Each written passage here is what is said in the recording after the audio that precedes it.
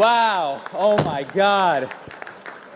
Ladies and gentlemen, welcome to the series finale of the White House Correspondents' Dinner. Oh man. Don Rickles died just so you wouldn't ask him to do this gig, all right? R.I.P. to Don Rickles, the only Donald with skin thick enough to take a joke like that. R.I.P. to the legend. I'm sorry. That's my only Trump joke. It is amazing to be surrounded by some of the greatest journalists in the world. And yet, when we all checked into the Hilton on Friday, we all got a USA Today. Ever seen a comedian roast Trump so hard he forgets how to spell? Hasan Minhaj just did that, and Trump's reaction is pure comedy gold. While Minhaj was dropping truth bombs, Trump was busy tweeting about hamburgers? Yep, you read that right. It's like watching a master chef critique a kid's mud pie, and the kid's response is to eat more mud. Before we move on, I'd like to ask you a small favor. If you appreciate this content, please take a second to like this video and subscribe to the channel. Over 98% of you watch the videos without subscribing. It costs you nothing, but it makes a huge difference to us. So, did you click the subscribe button? Great. Thank you so much. Now, back to the video. Ever wonder what happens when a comedian goes full roast mode on the president? Well, buckle up, folks, because Hasan Minhaj just gave us a masterclass in presidential barbecue. Picture this. Minhaj, armed with jokes sharper than Trump's hair spikes, takes the stage at the White House Correspondents' Dinner. The crowd's holding their breath, waiting for the first zinger. And boy, did Minhaj deliver. He kicked things off by calling Trump the liar-in-chief, which, let's be honest, is probably the nicest thing anyone's called him in a while. But Minhaj was just warming up. He went on to roast Trump's Twitter habits, saying, Donald Trump tweets at 3 a.m. sober. Who is tweeting at 3 a.m. sober? Donald Trump, because it's 10 a.m. in Russia. Those are business hours. You want to know what he's not doing when he's golfing? Being president. Let the man putt-putt. Keep him distracted. Teach him how to play badminton. Tell him he has a great body for bobsledding. At 3 a.m., sober.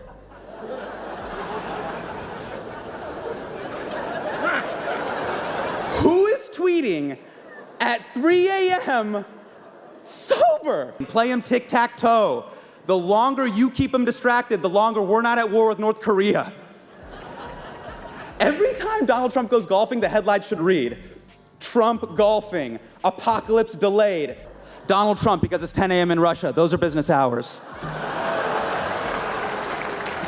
The crowd was losing it. We're talking full-on belly laughs, snorts, and probably a few people choking on their champagne. Minhaj was on fire, and the audience was loving every second of it. But the real kicker? Minhaj's joke about Trump's relationship with the media. He said, "We're living in this strange time where trust is more important than truth." Then he added, and I think that's why Trump has been able to surround himself with such a diverse group of people. By diverse, I mean wildly inconsistent. Yet that line had everyone but Trump rolling. The room erupted in laughter, and you could practically hear the collective ooh as Minhaj dropped that truth bomb. But wait, there's more. Minhaj didn't just stop at Trump, he took aim at the entire administration, saying, "You guys are running the country like a third world dictatorship. You're like a 4-year-old playing with matches, and the house is on fire." By the end of his set, Minhaj had delivered over 20 Trump-related zingers, each one hotter than the last. Twitter went into meltdown mode, with hashtag #MinhajonaRoll trending for hours. While Minhaj was busy roasting Trump to a crisp, our burger-loving president was cooking up his own special sauce on Twitter. But instead of addressing the comedian's zingers, Trump decided to serve up a whopper of a distraction.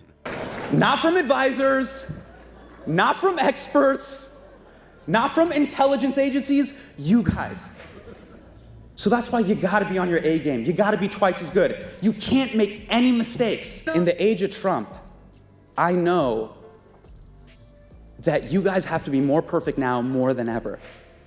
Because you are how the president gets his news. Because when one of you messes up, he blames your entire group. And now you know what it feels like to be a minority.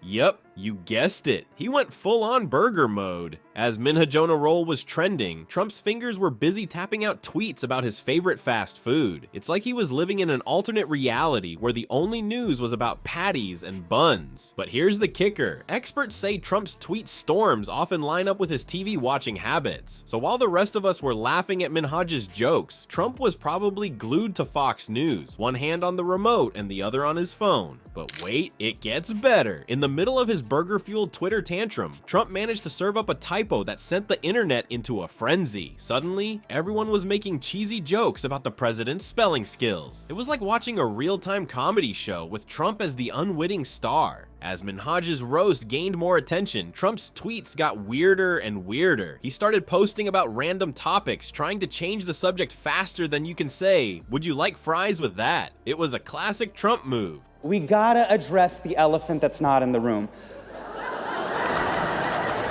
The leader of our country is not here. As for the other guy, I think he's in Pennsylvania because he can't take a joke. And that's because he lives in Moscow. It is a very long flight. It'd be hard for Vlad to make it. Vlad can't just make it on a Saturday. It's a Saturday. When the heat is on, throw a bunch of meat on the grill and hope everyone gets distracted. The whole thing was so absurd that commentators started calling Trump's Twitter feed a 24/7 comedy show. It's like he was trying to outdo Minhaj, but instead of clever jokes, he was serving up a combo meal of typos, random topics, and burger-related nonsense. But the cherry on top of this fast food sundae was Trump's most unhinged tweet of all. Picture this. While the internet was buzzing about Minhaj's razor-sharp wit, Trump was busy tweeting about, wait for it. Now, a lot of people think Steve Bannon is the reason Donald Trump dog whistles to racists.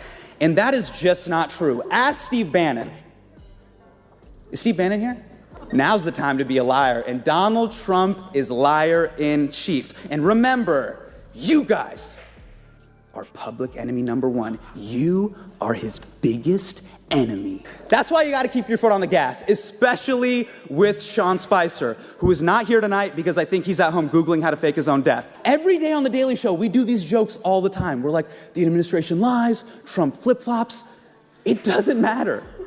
His supporters still trust him. It has not stopped his momentum at all. The perfect way to stack a burger. Yes, you heard that right. While a comedian was pointing out the absurdities of his presidency, Trump was giving us his hot take on hot sandwiches. So while Hasan Minhaj was serving up some prime political comedy roast, our dear leader Trump was busy tweeting about the perfect way to stack a burger. Talk about a contrast. It's like watching a stand-up comedian battle a guy who thinks ketchup is a vegetable. But here's the kicker. This comedic gold isn't just for laughs. Experts say political comedy like Minhaj's roast actually shapes how we see our leaders. It's like holding up a funhouse mirror to politics, making all the crazy stuff easier for us regular folks to digest. So, what's the real national emergency here? Is it Trump's obsession with fast food, or the fact that we can't tell the difference between his actual tweets and parody accounts anymore? Stay tuned for the next episode of America's Funniest Home Videos White House Edition. Who knows, maybe we'll see Donnie Diapers trying to build a wall out of burger patties.